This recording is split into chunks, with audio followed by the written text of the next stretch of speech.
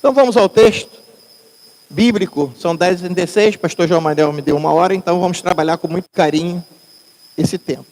Vamos então abrir a Bíblia Sagrada no texto de Colossenses, no capítulo 1, versículo de número 16. Colossenses, capítulo 1, versículo de número 16.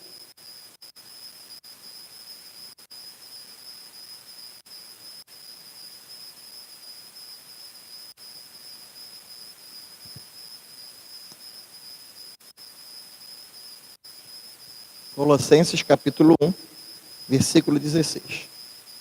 Porque nele foram criadas todas as coisas, que há nos céus e na terra, visíveis e invisíveis, sejam tronos, sejam dominações, sejam principados, sejam potestades.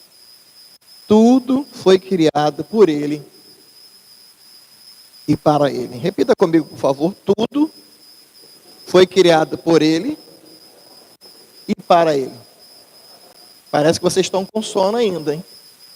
Eu sou do Rio de Janeiro, mas estou vindo de Goiânia. Eu cheguei de Goiânia essa manhã, cheguei 2h da manhã. E já estou aqui com vocês. Então, vou pedir para as irmãs lerem, que as irmãs sempre dão um show. Os irmãos ficar com vergonha e melhorar, né? Vamos lá, irmãs? Tudo foi criado por ele e para ele. Vamos lá? 3.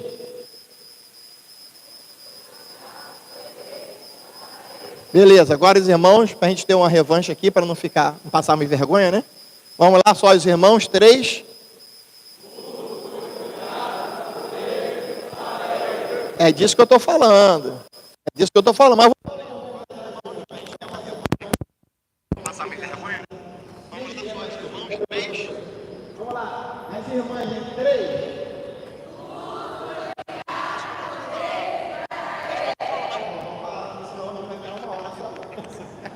Pastor, vamos colocar o microfone? Ih, chique, o negócio aqui é chique, hein? Ó. Botando o microfone aqui. Estou tremendo que é respeito pela autoridade. Tem aqui o bolsinho aqui? Pronto. Mas eu quero... O negócio aqui é chique, hein? Vou fechar o paletó para ficar bonitinho.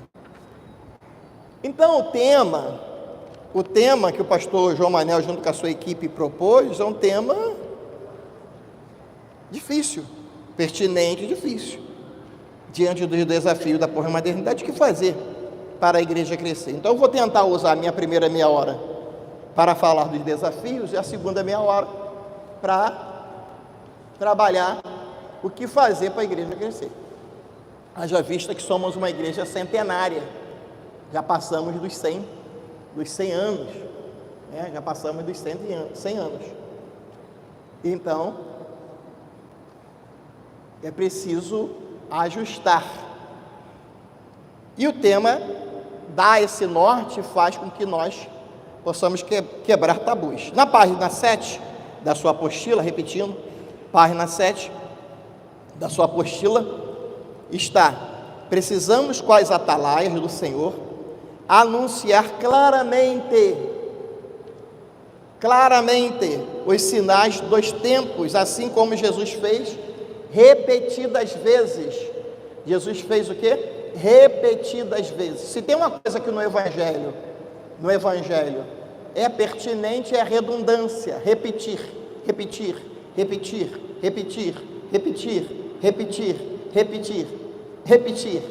Não há problema em repetir aquilo que é o quê? Bom. É aquilo que é bom. Então, Jesus fez isso. Ele anunciou com clareza os sinais dos tempos, assim como Jesus fez.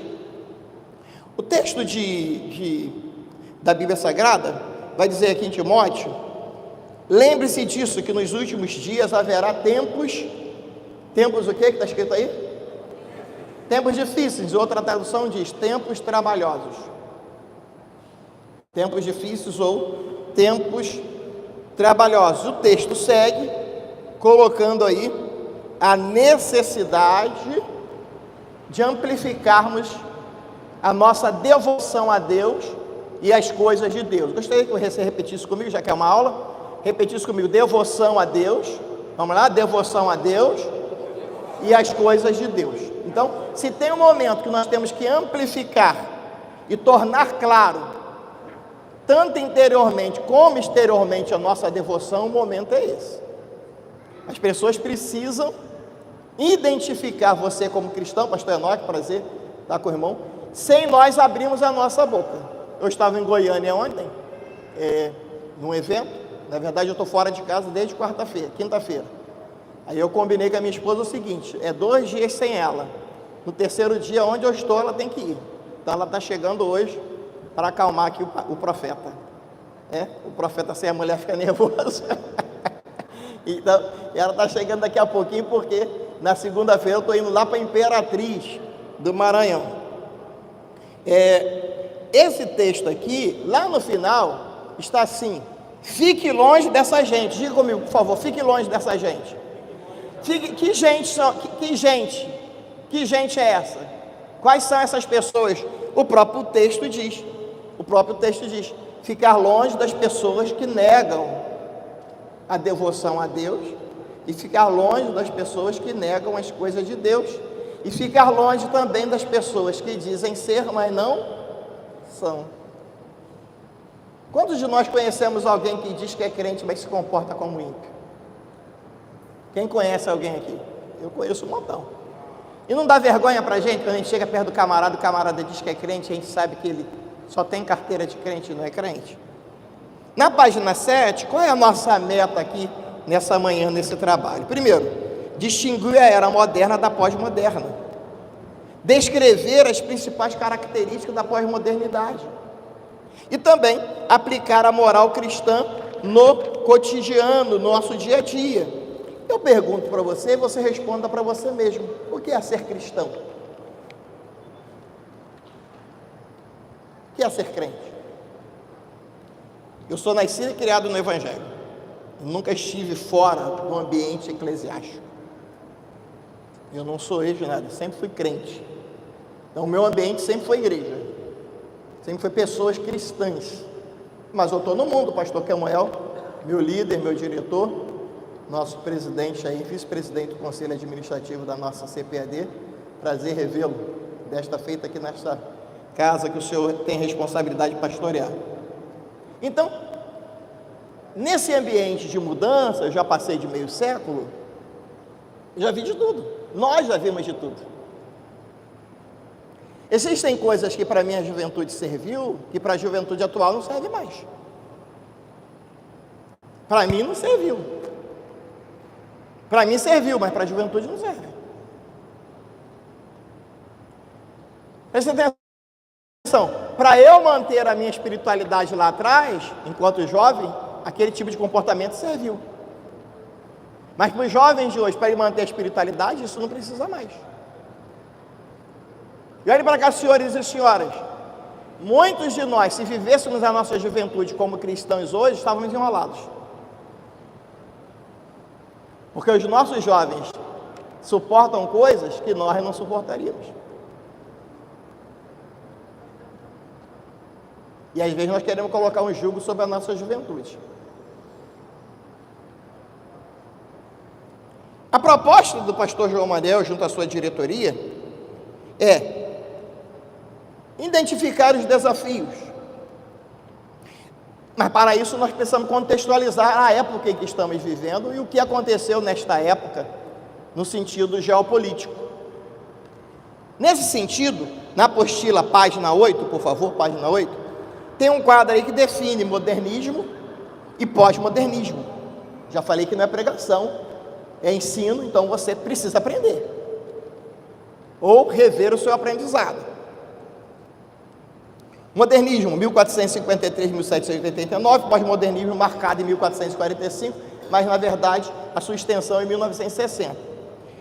Quais eram as características da época então? Quais eram as características da época? No modernismo, a verdade é universal e absoluta. Já no pós-modernismo, que é o que nós estamos vivendo hoje, nosso dia a dia, desde 1960, a verdade é local e é relativa. No modernismo, que foi até o ano de 1789, havia ênfase na propagação do Evangelho. No pós-modernismo hoje, você vive com o quê? Com o crescimento das religiões, o quê? Orientais. Todas as religiões, elas crescem. No modernismo, a sociedade industrial, o avanço da sociedade industrial.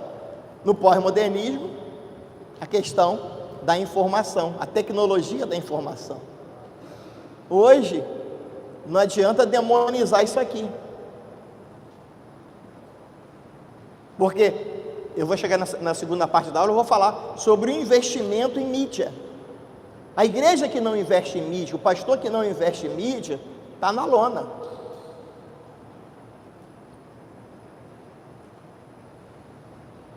Tudo hoje está na palma da informação. Então, essa sociedade é assim, é a sociedade da informação. O irmão que está aqui trabalhando na parte de mídia, ele pode jogar o meu nome agora, nesse momento, lá para o Japão. Japão. Eu tenho um colega no Japão, exatamente, eu tenho um colega no Japão, que ele assiste tudo aqui. Lá no Japão. No modernismo, o sonho de um mundo perfeito regido pela razão. No pós-modernismo, que é a época que estamos vivendo, há o quê? Sucessivas guerras que desacreditaram o sonho do quê? Da modernidade. Quem, em cuja razão, que a intelectualidade está em dia, vai acreditar que existe uma guerra de homens matando homens, de armas, de tiros? Eu sou do Rio de Janeiro, eu moro no Rio de Janeiro, eu moro na Baixada. Várias vezes já tive arma apontada para minha cabeça. Várias vezes, inúmeras vezes. Eu nem me abalo. Só abaixo o vidro, dou a paz do Senhor. O cara com a arma apontando para mim, paz do Senhor, meu irmão, Deus te abençoe. Como é que você está? Ô pastor, cuidado aí, pastor. A gente vai na comunidade evangelizar. A gente sai de casa, ora a Deus, mas já sai, faz a prevenção toda. Carteira de um lado, né, pastor João? Carteira de um lado, se eu for assaltado, cuidado, tal. Então, a gente já sai, tem toda a prevenção. Vai para o aeroporto, não vai de carro, vai de Uber. Vai pregar numa igreja lá no Rio de Janeiro, meu irmão, manda o Uber que eu não vou de carro, não. Então, é uma sociedade que existe, está em guerra total. Quais guerras, irmã Idê? Guerra espiritual, guerra emocional e guerra física. Guerra emocional, guerra espiritual e guerra física. Como nos comportamos diante dessas questões ou desses desafios no momento em que estamos vivendo? 5. No modernismo, a confiança no progresso movido pela tecnologia e indústria. No pós-modernismo, que é a época que estamos vivendo, é o reconhecimento de que a tecnologia e a indústria estiveram a serviço da destruição do homem e da natureza. Quantas coisas são usadas através da tecnologia da informação para denegrir a imagem do ser humano? Hoje não se pode, através de uma informação midiática, se acreditar, porque hoje nós temos o quê? A inteligência, o quê? Artificial. Então, dependendo do momento, a pessoa me coloca em qualquer lugar, falando uma coisa, eu não falei. Ele pega a minha voz, o tom de voz, o timbre de voz, pega a minha imagem e com apenas alguns toques, consegue me colocar na cama com a mulher.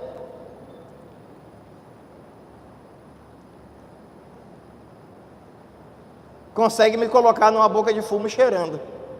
A inteligência artificial faz isso.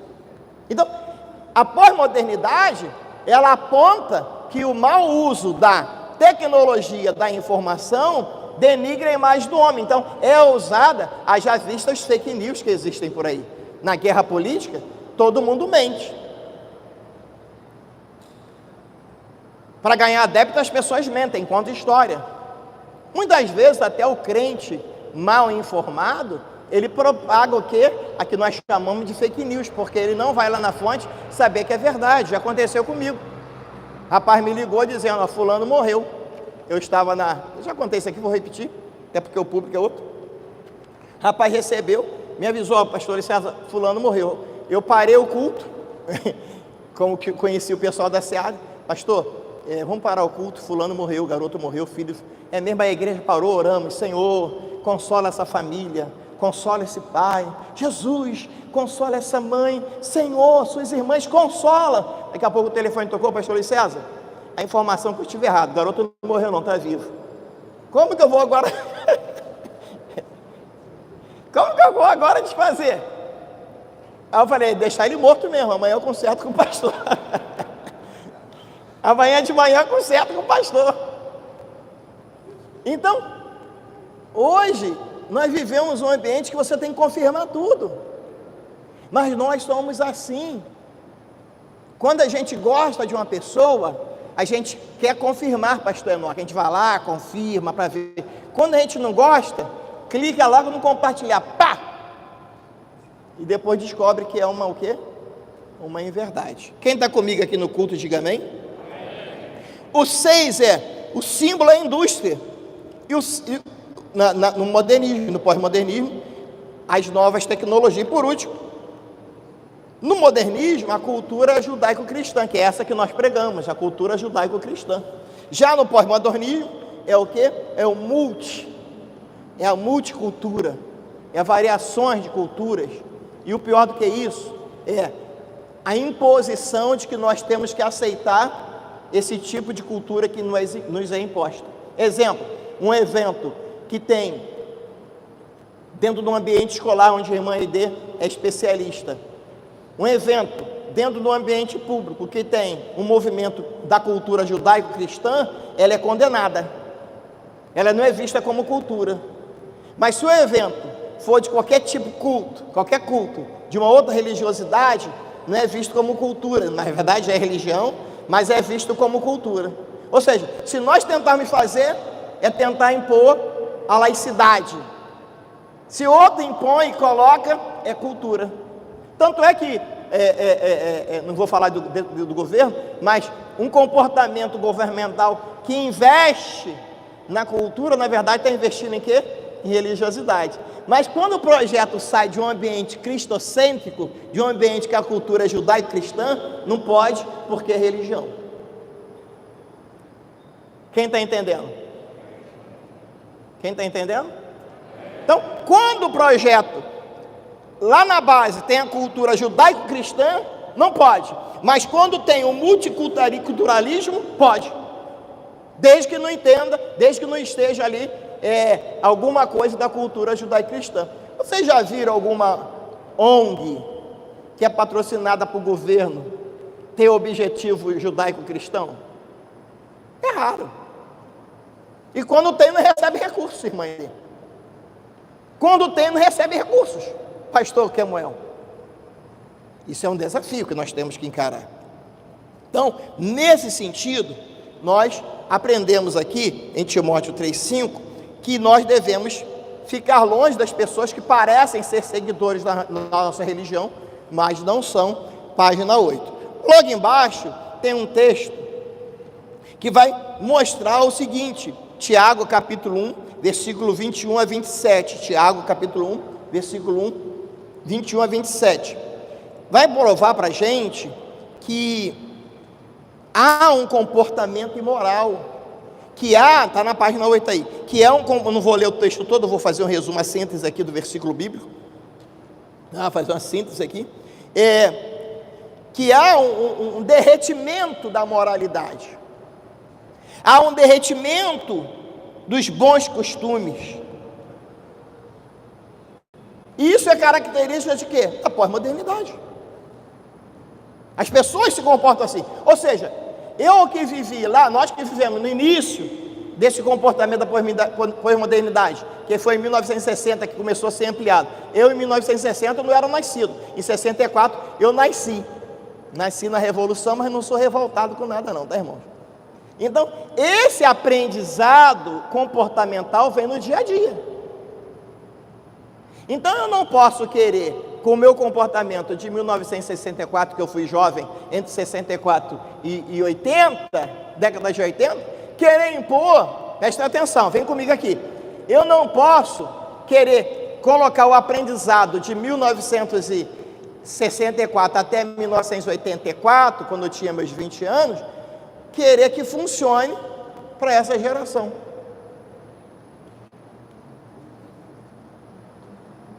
Não vai funcionar. Eu não posso trazer o jovem, eu não posso levar o jovem, para a década de 64, 84, pastor Enoque. Eu não posso. Mas eu posso sair de 84 e vir para 2024, 2025. Eu posso vir, trazendo todo o meu conhecimento, toda a minha bagagem lá de trás e adequar para o fim proposto por nós, que é o quê? A pregação do Evangelho. Eu não consigo levar ele, que ele não vai entender. Se você falar para um adolescente de 15 anos que ele vai fazer 20, ele não acredita. O adolescente acha que vai ficar a vida toda adolescente. Você chegar para um jovem de 20 anos, dizer que ele vai, daqui a 10 anos ele não vai ter cabelo, ele não acredita. Se você chegar para uma mocinha magrinha, né, de 20 anos, dizer que quando ela tiver filho, ela vai ficar um pouquinho mais cheinha, ela fala assim: sangue de Jesus tem poder. Aí quando passa 10 anos, irmã, a gente pergunta a ela assim: e aí, o sangue de Jesus não tem o poder sobre a sua vida, não? Porque é consequência. Consequências de quê? Das mudanças. Diga comigo, por favor: consequências das mudanças. E nessas mudanças eu preciso o quê? Ir me adequando para quê? Para que a visão seja alcançada. É a primeira pergunta que eu faço para você que é ministro. Qual é o projeto de visão da sua igreja?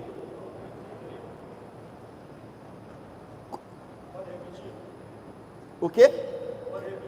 Ah, tá. Qual é o projeto de visão na sua igreja? Qual é a sua visão? Você tem uma igreja, você lidera uma igreja, você lidera uma congregação, você lidera um departamento. Qual é a tua visão? Qual é a visão que está estabelecida? Vamos avançar. Dentro desse sentido, página 9, eu preciso ficar longe, olha para cá, eu preciso ficar longe de todas as pessoas que não coadunam, está correta a expressão, irmã? Eu preciso ficar longe de todas as pessoas que não coadunam, que não incentivam a visão que eu tenho para aquele ambiente.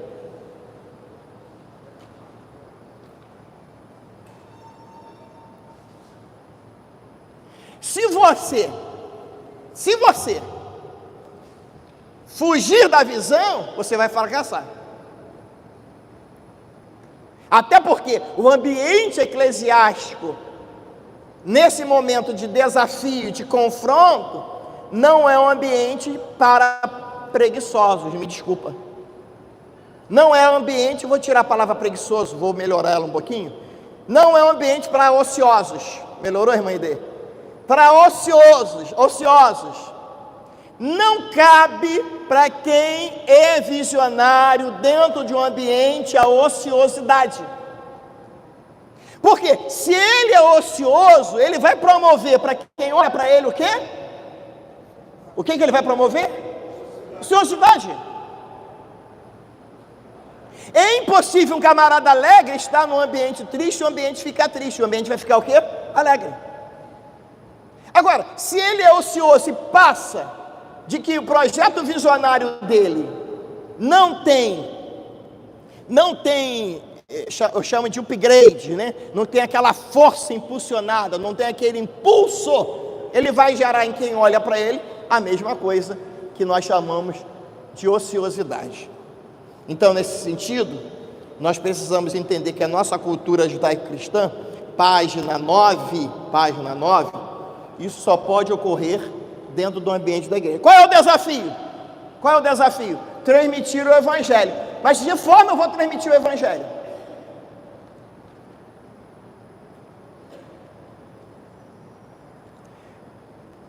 Na minha região, o que eu estou fazendo para transmitir essa verdade para criança, para adolescente, para jovem? Eu estive num culto, não vou dizer aonde, e nesse culto eu não preguei, eu preguei em um culto numa região, e corri para essa igreja para assistir o outro culto.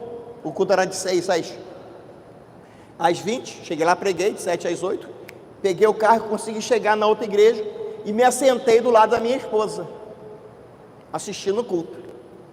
Eu fiquei desesperado. Pastor João Manel, eu fiquei desesperado, meu líder, eu fiquei desesperado. Porque eu sentei no culto, não sei se eu vou conseguir voltar, mas vai pular, eu consigo pular. Eu sentei no culto, estou assistindo o culto. Eu estou assistindo o culto e olhando para o púlpito. Ali eu entendi porque muitas igrejas o púlpito acabou. Nesse dia eu entendi. Um pastor assim, o outro assim, o outro com a Bíblia aberta na cara, o outro conversando com o lado. Eu falei, mas que púlpito triste, que púlpito derrotado. Eu falei, Jesus não está nesse púlpito. O outro com a cara assim, o outro coçando a cabeça. O líder da igreja fora do púlpito. E eu falei assim, se eu sou não crente, eu saio daqui dizendo que essa igreja é uma igreja de derrotados, de acabados, de tristes, de ociosos. Falei, eu nunca mais volto aqui. Eu ia tirar uma foto, mas eu ia me entregar. Que eu ia tirar uma foto para usar no seminário. Só ia borrar depois a cara do pessoal, o rosto do pessoal. Eu falei, que coisa triste.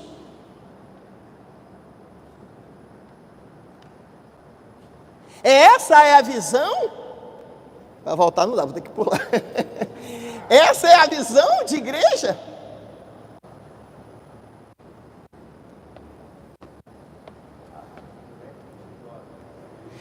Olha para cá, se o mundo, se você chega no avião, o tratamento é VIP, a pessoa que te trata não quer saber quem você é, se você é doutor, se eu sou um príncipe da África, ou se eu sou o comandante das drogas lá de Caxias. Quando eu entro no avião é bom dia, boa tarde senhor, o senhor quer uma água? O senhor quer um suco? Se bem que agora acabou tudo, né? Mas o senhor quer uma água? Estou aqui à sua disposição. Você chega no altar, no hotel, não perguntam quem você é, não perguntam de onde você vem. O tratamento é um tratamento, vou falar a palavra, pastor João Manel vai gostar. O tratamento é um tratamento de excelência. Diga comigo, por favor, excelência. Excelência para todos. Se você quer uma igreja excelente, você precisa ser o quê? Excelente. Se você quer uma igreja de excelente, você tem que ter excelência. Segundo, se você quer uma igreja onde você trata humanos, o seu tratamento tem que ser um tratamento humanizado. Olha para cá, o tratamento tem que ser humanizado, porque você não está lidando com um cachorro, você não está lidando com um gato, você não está lidando com um leão, você está lidando com o quê? Com pessoas. Diga comigo, pessoas.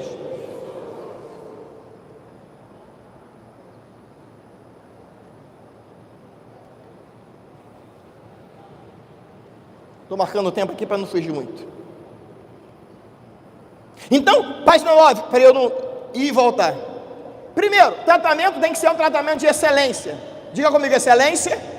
E depois um tratamento o quê? Humanizado. Eu estou lidando com seres humanos, com homens, com mulheres, com adolescentes, com crianças. Eu não posso fazer cara feia quando chega um gay na igreja que eu congrego. Eu não posso fazer cara feia quando chega uma menina com trajes pequenos na igreja.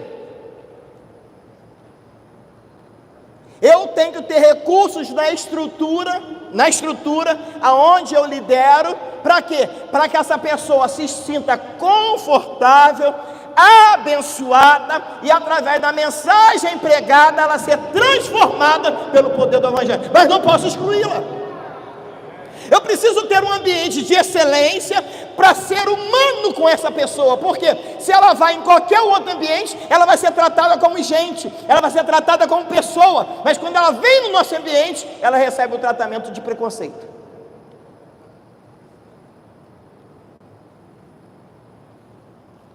Ficou ruim ou... Ficou bom ou ficou ruim? Bom ou ruim, eu vou continuar.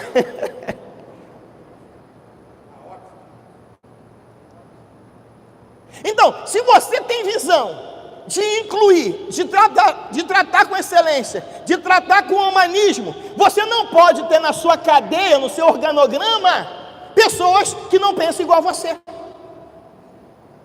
Porque enquanto você está no púlpito, quer amparar essa pessoa que tem um comportamento inadequado para o padrão cristão, a pessoa que está na porta não quer amparar. Enquanto você está no púlpito dizendo, deixa entrar, ela na portaria fala, aqui não é o teu lugar não.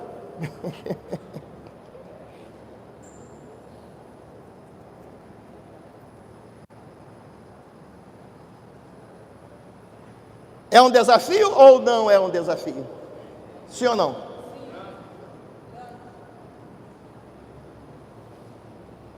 Então, na era moderna, página 9 lá embaixo, por exemplo, teve como marco o avanço do conhecimento humano, o advento da industrialização, a predominância da luta ideológica, a expansão da fé cristã ao redor do mundo, a proliferação das seitas, a aceitação das religiões de Oriente para o Ocidente, e também, já nos tempos pós-modernos, agora, que é o nosso tempo, página 10,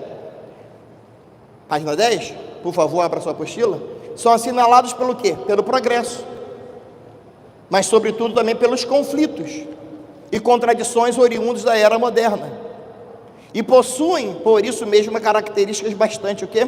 Peculiares.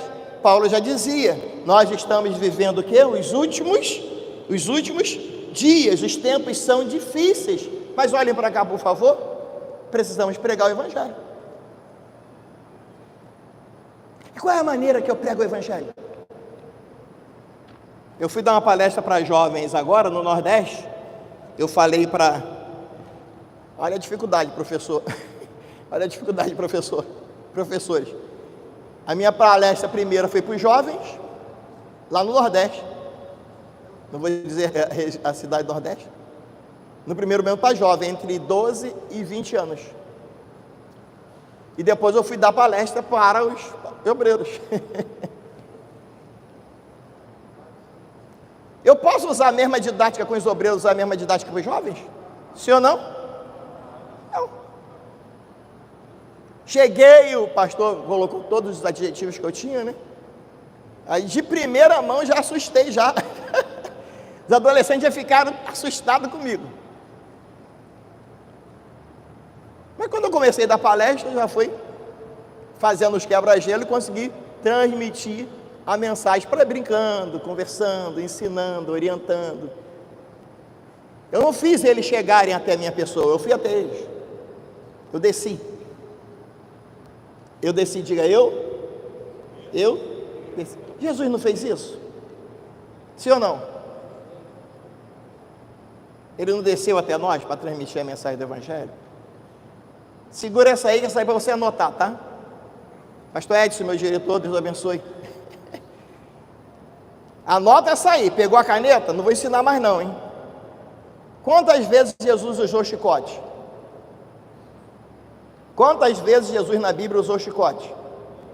Uma vez, né? Quantas vezes? E por que tem gente usando chicote todo dia na igreja? Anotou? Por que o líder de uma cidade acha que tem que usar chicote? Que a liderança feminina acha que tem que usar chicote? Que o líder adolescente acha que tem que usar chicote? Que o líder da igreja acha que tem que usar chicote? Jesus usou uma! E as outras vezes, o que ele fez? Apenas ensinou. Pastor Samuel, e a máxima do ensino de Jesus para vencer os desafios da sua época era o quê? Era o quê? O amor, gente. Era o amor. Ele não olhava ninguém com preconceito. Ele não tratava ninguém com preconceito. Imagina você passando mal, chegar no hospital e o médico que vai tratar você é um inimigo teu.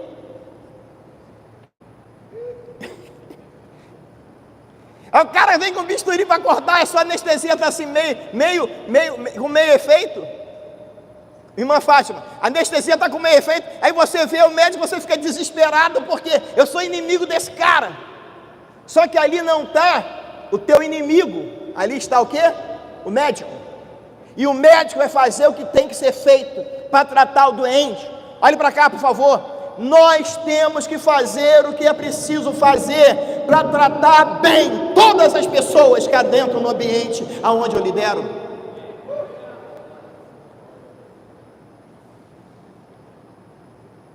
Vamos lá.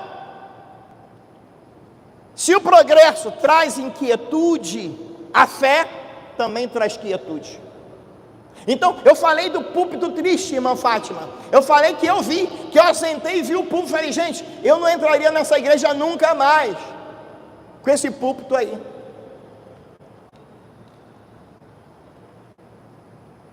Mas vou falar de uma igreja também. Eu ando muito pela bondade de Deus. Cheguei na igreja, pastor João Manel, tinha uma fila de jovens. Vem aqui, você é jovem? Se não é jovem, você, por favor. Não é jovem não, mas vai ser jovem agora. Receba a juventude, aleluia. Uma turma de jovem, pastor Edson. Aí eu cheguei na igreja, faz assim.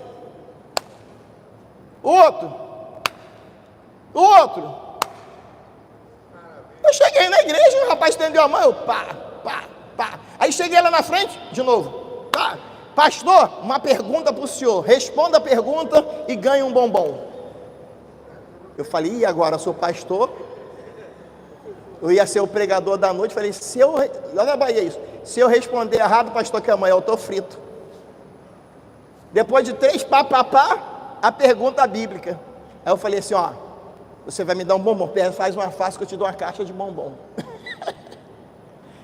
E ali interagindo, respondi a pergunta foi fácil, pastor Edson.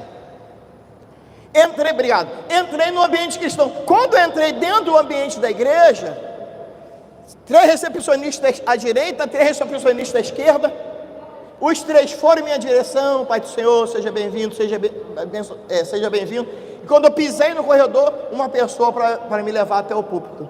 Eu pensei, é só comigo? Não, todas as pessoas que entravam na igreja tinham uma paz do Senhor, tinham um aperto de mão, tinham seja bem-vindo, e era conduzido, olha para cá, conduzido com excelência ao teu seu assento.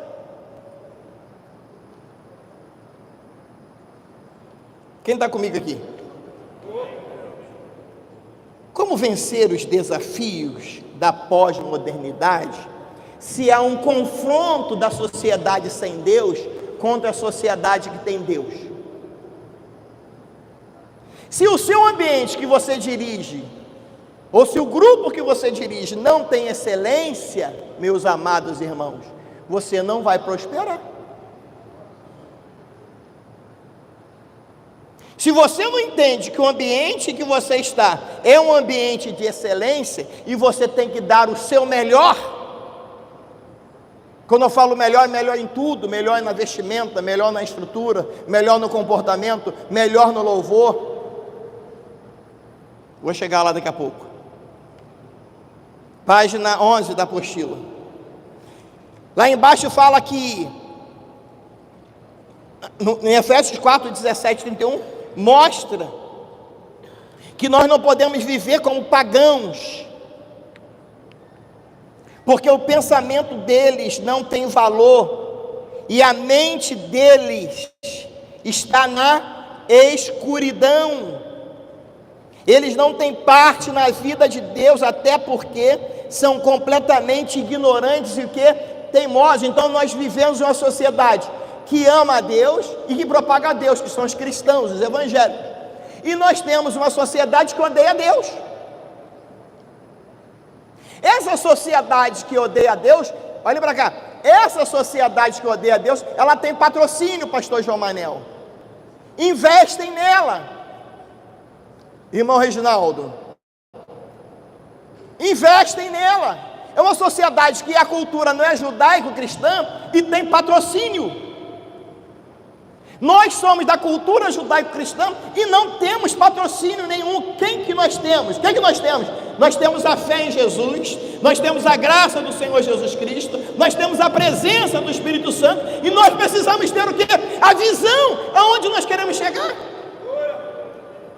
Se você chega num bairro e o bairro está todo contaminado de pecado, o que é que pode mudar? O seu trabalho evangelístico.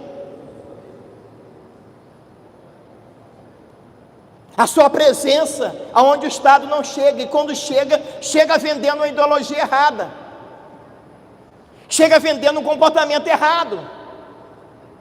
Mas se você chega nesse ambiente, cheio de Deus, cheio da presença de Deus, você está perto dessa pessoa, você está evangelizando essa pessoa, esse lugar será transformado pelo poder do nome do Senhor Jesus Cristo. 1900 de Luiz César Mariano, o livro, que é da minha geração, todos nós lemos A Cruz e o Punhal, de David Wilkerson. Quem leu aqui A Cruz e o Punhal?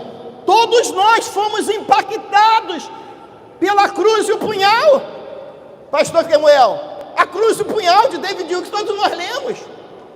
Depois nós lemos de Nick Cruz, que foi uma pessoa que David Wilkerson ganhou. Foge, Nick, foge.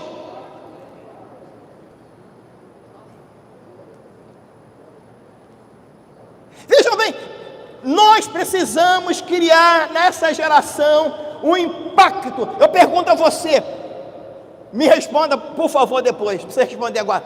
Qual é a frase na tua igreja que você é conhecido?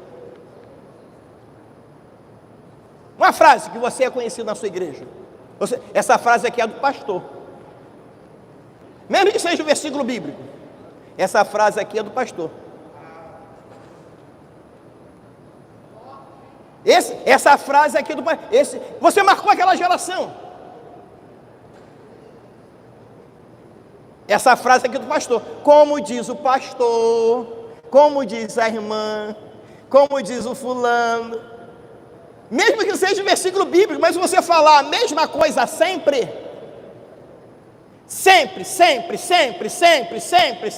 até o bebê de 1 ano vai falar assim: essa frase é de pastor.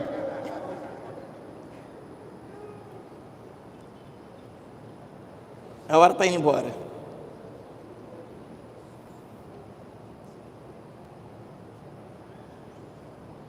Quantos entendem que o Evangelho muda a vida das pessoas? Então o que você está fazendo para investir? Vamos lá, responda depois, anota o seu caderno. Qual é a visão da sua igreja? Onde você tem investido para o crescimento da igreja? E se a visão é tua, ninguém pode tirar, tem que investir nela. Eu fui convidado para falar, então vou falar.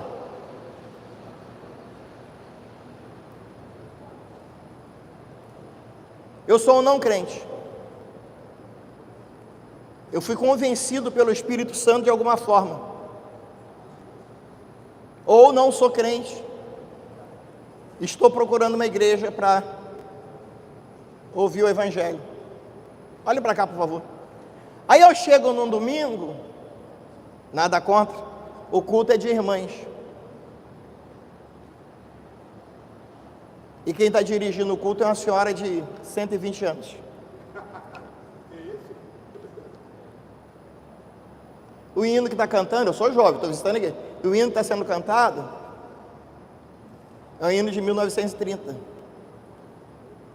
Eu comparo a vida de um homem sem Deus como uma folha seca caída no chão, que vai para onde o vento levar. Para mim serve. Mas para os jovens, minha filha chega em casa e fala assim: pastor Enoque, o que foi aquilo, pastor? Nostalgia? O que foi aquilo, pai? Nostalgia? Pastor Kemuel, aí eu canto: pelo sangue de Jesus. Aí a criança: que?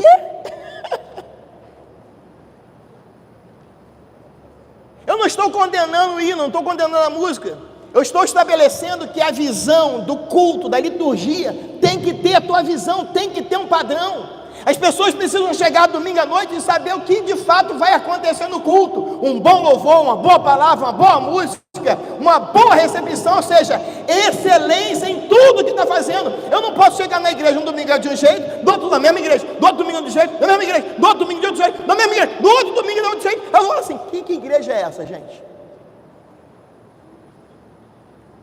Não vou falar das igrejas co-irmãs. Você vai na igreja co-irmã, se você for lá um mês na igreja co-irmã, é o mesmo padrão de culto. Você sabe exatamente o que vai acontecer, mas o Espírito Santo vai trabalhando das formas mais o quê? Mais variadas. Se você quer excelência no seu culto, olhe para cá, por favor. Me desculpa, mas se você quer excelência no culto, como é que você chega domingo de manhã na sua igreja e você não sabe quem vai pregar à noite?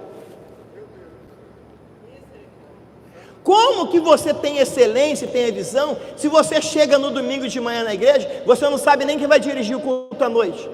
Você é o líder, você não sabe quem vai ganhar a oportunidade, você não sabe quais hinos vão cantar. O Espírito Santo vai dar na hora. Como que o Espírito Santo vai dar se você não orou? Se você não planejou? Se você não digitou? Se você não escreveu? Se você não trabalhou os seus liderados a mesma coisa? Não tem planejamento. O músico canta um hino sobre a vinda de Jesus, e você vai trazer uma mensagem uma mensagem devocional. Então, um hino é cantar de uma doutrina, o outro hino é para outra doutrina. Ou seja, não segue, pastor Enoque, o mesmo princípio, a mesma linha. Não tem uma linha, não tem uma direção, não tem um propósito, não tem uma visão, não tem uma sequência. Página 11 lá embaixo.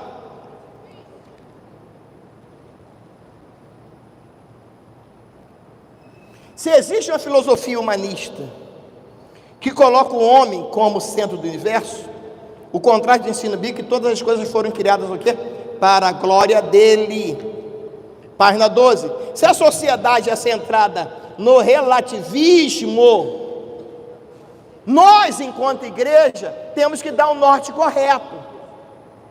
E quando eu falo dar o norte correto, eu falo, aqui se prega Jesus, aqui se prega Cristo, aqui se prega o reino, aqui se prega a decência, aqui se prega a ordem.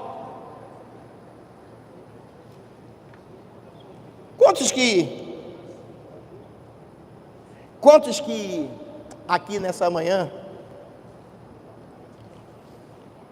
gostariam de serem usados mais por Deus na igreja onde congregam? Eu aqui. Quantos aqui desejam ir?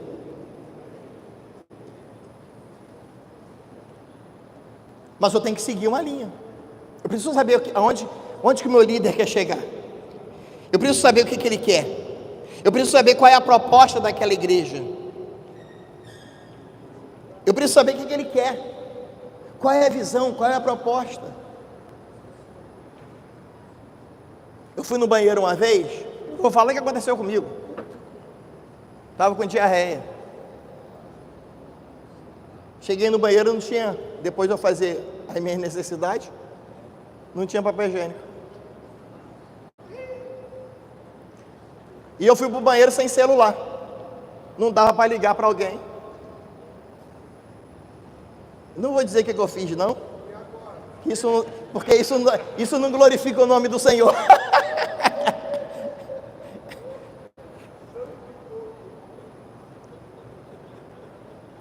Você acha que eu sou ímpio? Eu vou voltar nessa igreja alguma vez? Eu vou voltar sim ou não? Nunca mais. Irmão Joel, nunca mais. Página 12.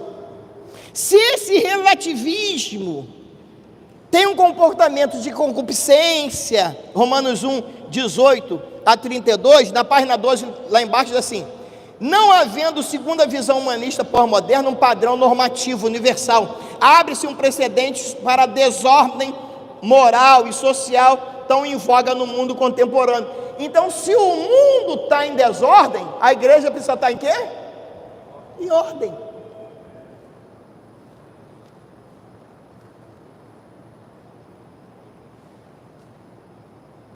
Diga comigo a palavra excelente. Ficou fraco, excelente. Dentro da minha legalidade eu vou fazer o que é excelente. O banheiro é simples, mas é limpo.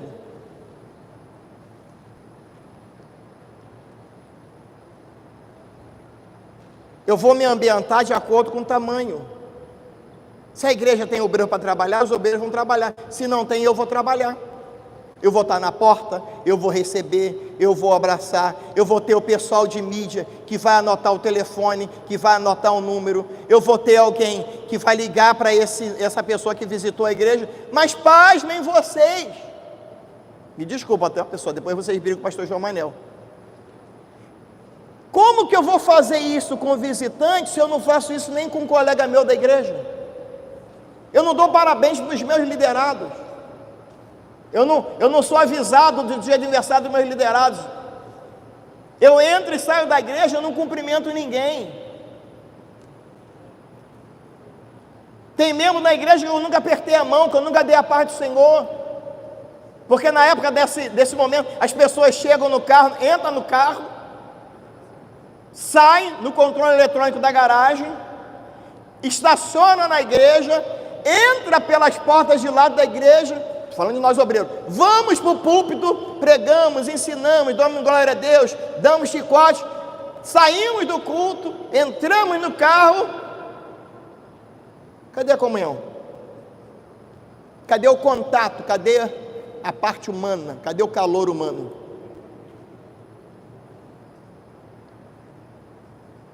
Quem está comigo aqui, diga amém. Diga, eu posso melhorar. Diga, eu posso melhorar. Agora diga assim, eu vou melhorar.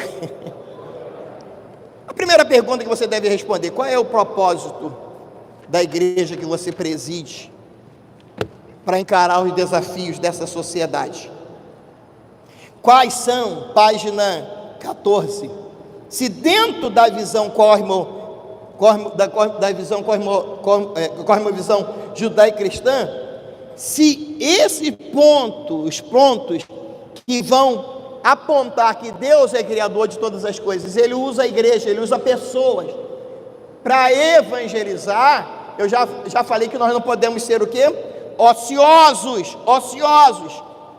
E o versículo aí na página 14 diz assim, Colossenses, diz que Ele nos libertou do poder da escuridão.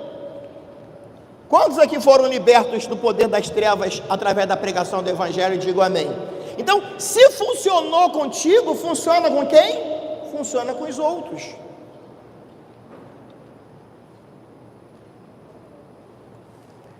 Página 14, lá embaixo. Por ser fruto da revelação bíblica, esta cosmovisão é questionada. Que cosmovisão que é questionada? A cosmovisão judaico-cristã. Por aqueles que excluem Deus da história.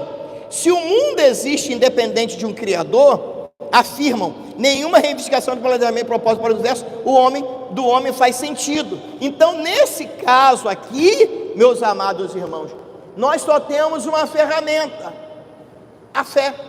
E a fé é o quê? A fé precisa ser aplicada de alguma forma, dentro da minha força. Então eu não posso, olhem para cá, se eu tenho um desafio que na sociedade não cristã faz tudo com excelência, vai ter um show aqui, parece hoje, né? Na praia aí, não sei aonde, não vou fazer propaganda não, mas parece que vai ter um show aí. Tu acha que chega lá vai ter uma caixinha de som de 1000 watts? Você acha que vai faltar energia por evento? Não, o plano B é redacionado. Se faltar energia tem o quê? Tem um gerador. Tu acha que o cantor vai ficar impedido de chegar? Não, ele tem um acesso o quê? Privativo, ele vai chegar. Tudo é pensado. Olhem para cá, tudo é o quê? Pensado. Vou melhorar a palavra. Tudo é o quê? Planejado. Aí fica contigo aí. Você planeja o que vai acontecer na sua igreja? Está planejado? Ou você sabe assim, você fala assim, você é um santo, aleluia. O Espírito Santo vai me dar, aleluia. Não vai dar não, meu irmão. Não vai dar não. Se você não escrever, se você não planejar, se você não buscar as pessoas excelentes na igreja, se você não buscar as pessoas que sabem fazer, que querem fazer, que quer fazer acontecer, você vai continuar errando.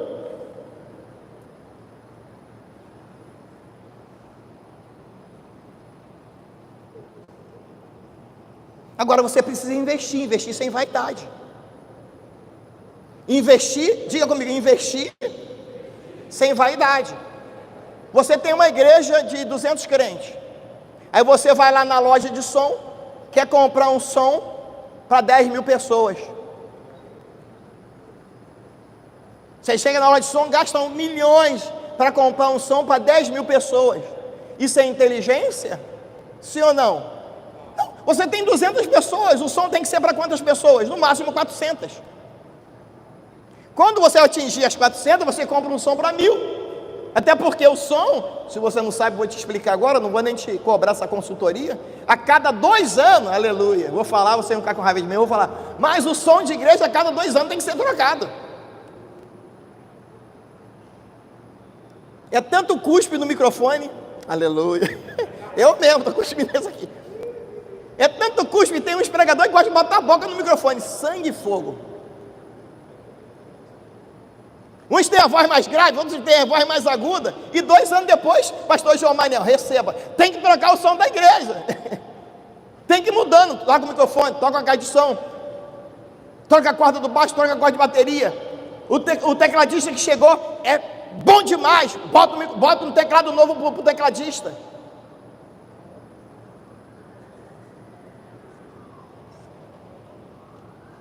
O pastor tem que ser excelência no que faz.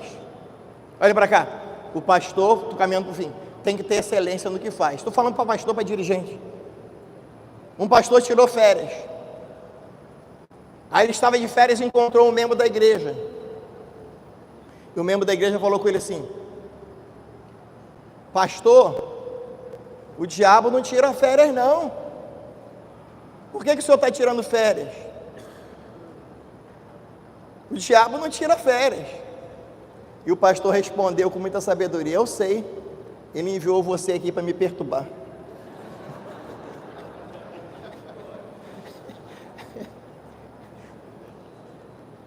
Como se o pastor não está bem emocionalmente, não está bem familiarmente, como que ele vai cuidar de gente? Ele é um ser humano normal, ele precisa descansar, ele precisa ter o dia de folga da semana, ele precisa desligar o telefone, ele precisa ter o dia de férias, precisa passear, abraçar a neta, abraçar o filho, dar um carinho no cachorro. Só não pode colocar o gato no púlpito.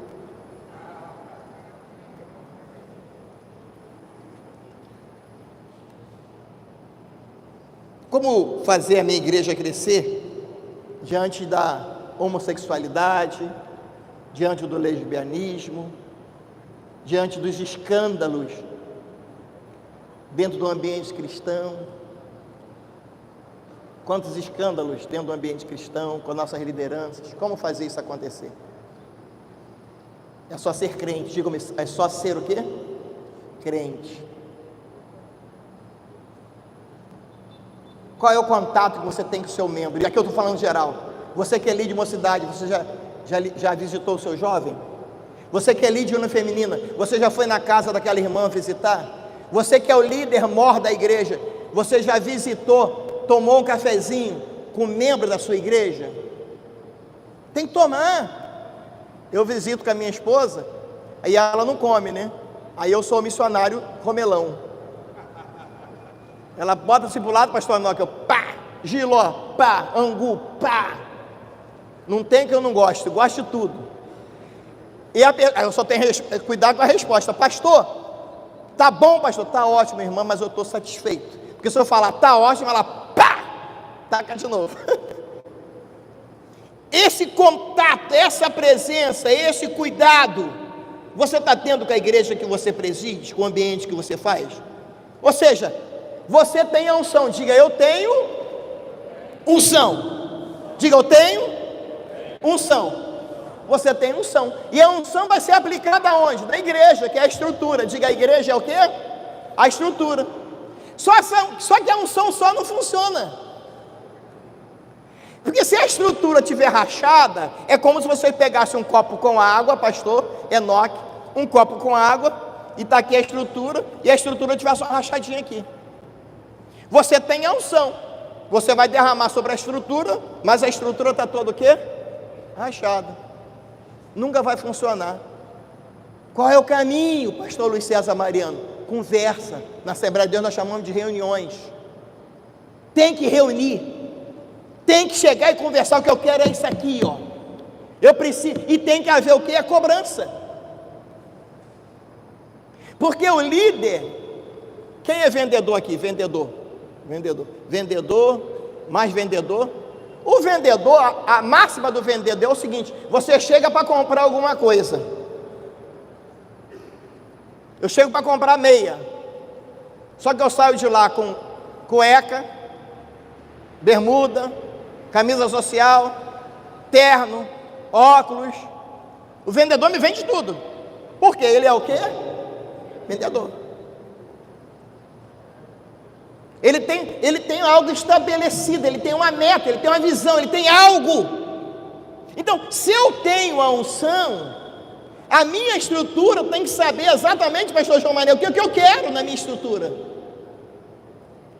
E ninguém pode sair dessa visão. Não adianta botar corte e costura na igreja se não evangeliza.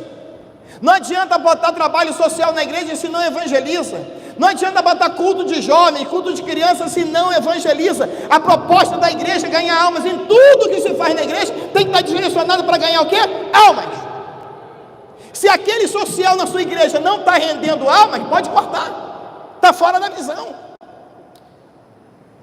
Se aquele departamento X que você criou, departamento de motocicleta, departamento de bicicleta, departamento de skatista, se tudo isso que você está investindo está fora da visão no sentido de ganhar almas, pode esquecer. Por quê? O propósito da estrutura é o que? Convergir para quê? Para almas, para pessoas, para excelência. Meus irmãos, me desculpa, mas a igreja é o que o pastor é. Se o pastor é bruto, ele vai ter um líder de união feminina bruto, ou bruta, líder de jovem, adolescente, e aquele que não é vai aprender a ser. Aquele que não é vai aprender a ser, por quê? Ele vai ser influenciado. Quem está comigo aqui, diga amém. Como eu fazer para evangelizar? Como eu fazer para restaurar? O que eu preciso fazer para criar um ambiente de frutificação diante dos desafios estabelecidos pela sociedade? Que o problema não é pregar, nós pregamos. O problema não é ensinar, nós ensinamos. O problema não é ter a presença do Espírito Santo, nós temos a presença do Espírito Santo. Então por que a igreja não está crescendo? Por que a igreja não está andando?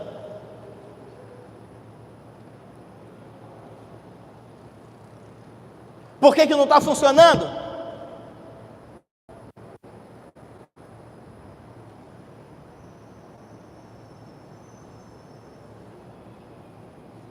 Quem pode ler Josué 1:9, ou quem sabe de qual pode falar Josué capítulo 1, versículo 9?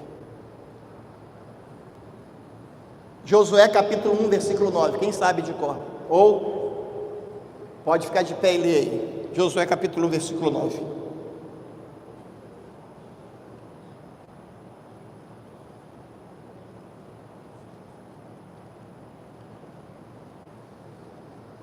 Não te mandei eu? Esforça-te. Vamos lá? Esforça-te. Tem bom ânimo. Não pasmes e nem te espantes, porque o Senhor teu Deus é contigo por onde quer o quê?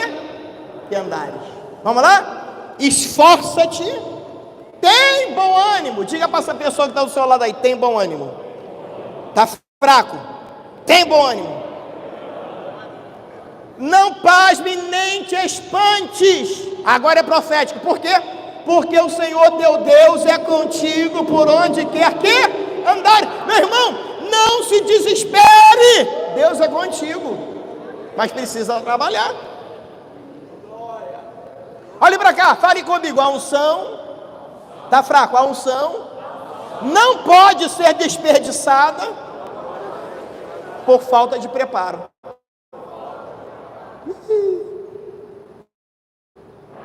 Vamos lá? A unção não pode ser desperdiçada por falta de preparo. Se você não quer se aborrecer na igreja, pede para sair. Mas você não pode estar tolerando no ambiente da igreja uma levita que não sabe cantar. Ela quer cantar, canta no chuveiro, canta no sofá, canta no trabalho, mas aqui na igreja só canta quem sabe cantar.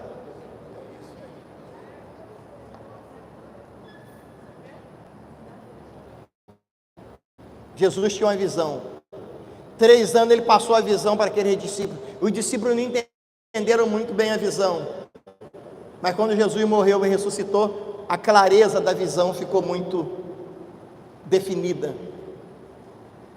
Que é o que? Ir por todo mundo, pregar o evangelho a toda criatura. A visão ficou estabelecida. Ele sabia exatamente o que tinha que fazer. Ele sabia exatamente o que... Agora, como que eu vou... E vou concluir agora em 5 minutos, 4 minutos. Como? Olhe para cá.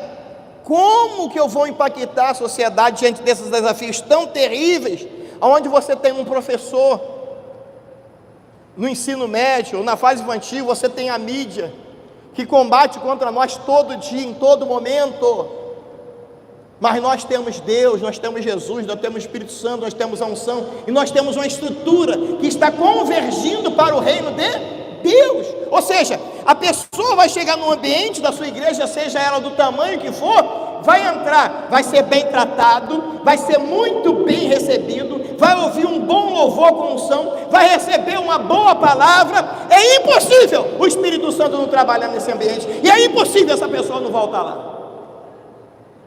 É impossível essa pessoa não voltar lá. Só que todos da igreja, olhem para cá, diga comigo por favor, todos, diga todos. Todos da igreja precisam estar voltados 100% para aquilo que o pastor quer.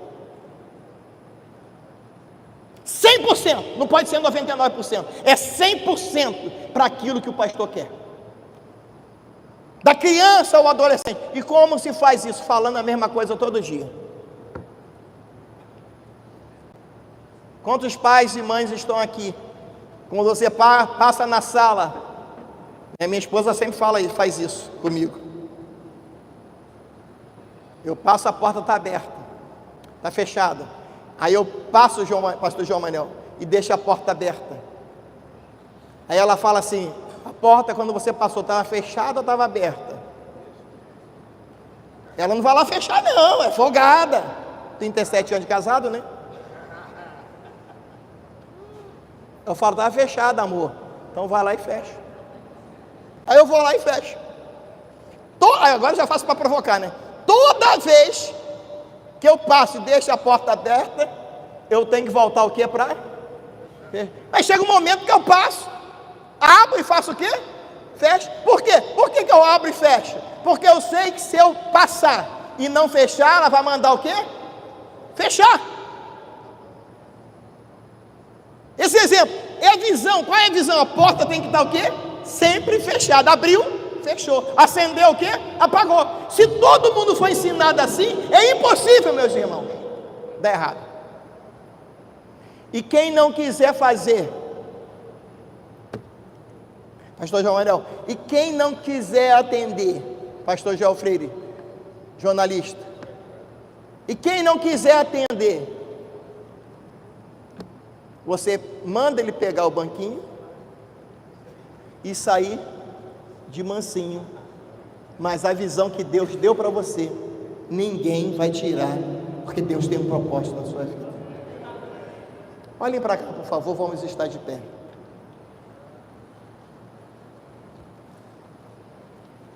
Então, do Ré, Mi, Fá, Sol, Lá, Si.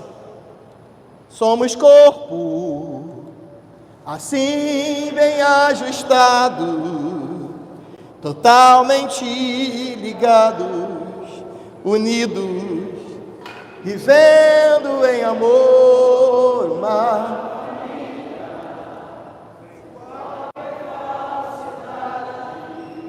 vivendo a verdade.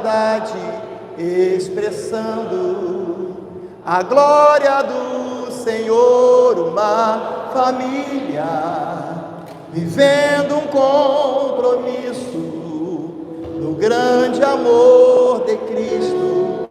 Eu preciso, querido irmão, precioso és para mim, querido irmão.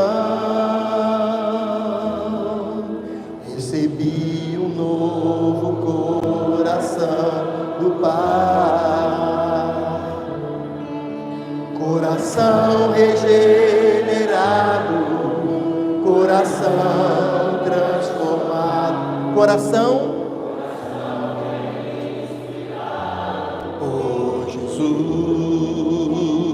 como fruto deste novo coração,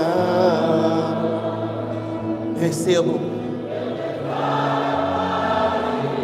te abençoo.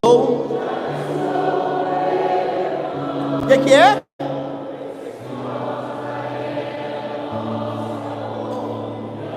Pastor João Manel, vem aqui, por favor. Somos assim bem ajustado, totalmente unidos, vivendo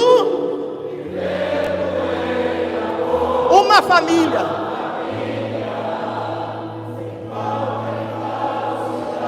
Dê a mão ao seu irmão aí, por favor, seu pastor. Aleluia. A glória, uma família, o quê? Tendo um compromisso, no quê? No grande amor de Cristo. Eu preciso de ti, querido irmão, precioso és para mim, querido. De novo, eu preciso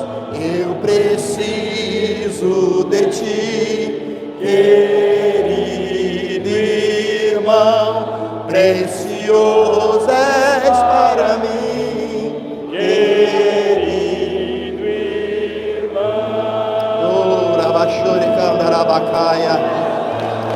Ei, aleluia! Aleluia! Aleluia! Aleluia! Mistura essa palma com glória a Deus. Mistura essa palma com língua estranha. Nós não vamos perder. Pastor João Manel, nós não vamos perder. A SEADES não vai perder. O Espírito Santo no centenário não vai perder. Nós vamos vencer esses desafios. Aleluia!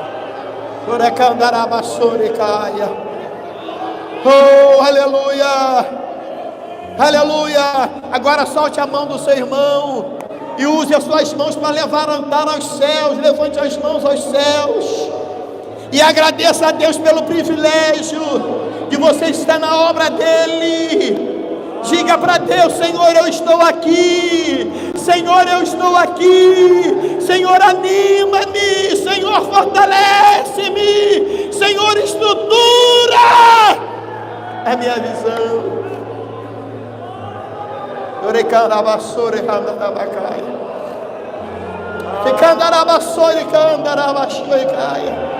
Meu Deus, nesta manhã, renova ministérios. Senhor Deus, anima este homem, anima esta mulher, Senhor. Eu venho como profeta de Deus dizer para você nesta manhã: não tem nada perdido, nada vai ficar parado. Receba o renovo para o teu ministério nesta manhã, em o nome de Jesus. Receba coragem para fazer o que tiver de ser feito, em o nome de Jesus.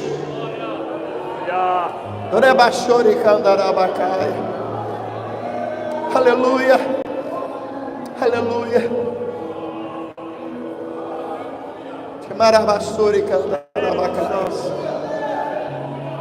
Os desafios estão aí, irmãos. mas nós vamos vencê-los, todos, Em nome de Jesus. em o nome de Jesus. Em o nome de Jesus. Não importa a idade que você tem, se você tem 15, se você tem 100, a força do Espírito Santo, a presença do Espírito Santo está com você para fazer acontecer. Faça assim com as mãos, que eu vou profetizar a Bíblia sobre a tua vida agora. Eu vou profetizar a palavra. Faça assim: esforça-te, tenha bom ânimo, não pasme e nem te espantes, porque o Senhor teu Deus é contigo por onde quer que andares. Tudo que você fizer para a glória de Deus vai prosperar. Que Deus abençoe. Tome o seu assento em o nome de Jesus.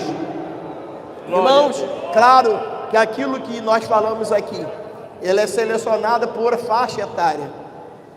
O irmão quer dar uma upgrade de liderança, faz um seminário de liderança para jovem. Estou aqui à disposição do pastor João Manel. Pastor João Manel mandar fazer, eu faço. Mas você tem que multiplicar isso na sua igreja. Seminário de liderança de jovem, seminário de liderança de irmãs, trabalho com crianças, especialização de crianças, um serviço de mordomia cristã. Tudo isso você pode fazer na sua igreja, independente do tamanho da sua igreja. Busque a excelência, faça com excelência, que Deus vai te abençoar. Eu quero dizer que eu trabalho com o seminário IBADEP. Seminário IBADEP, ali tem pessoal da ETAD, ótimo seminário, pessoal do CETAD, ótimo seminário, mas eu trabalho com o IBADEP há 20 anos. 20 anos, nosso irmão está ali dando todas as informações. Você pode ter um curso médico, tem um curso básico, tem um curso de missionário, tem um curso de diaconia. Por favor, procure ali o stand do IBADEP e veja como que funciona. Deus abençoe. Pastor João Manel, muito obrigado pela oportunidade, no nome de Jesus. Eu conheci João Manel antes de ser presidente, irmãos. Lá atrás. Aí eu falo assim, eu tenho uma honra muito grande de ter um amigo que é presidente.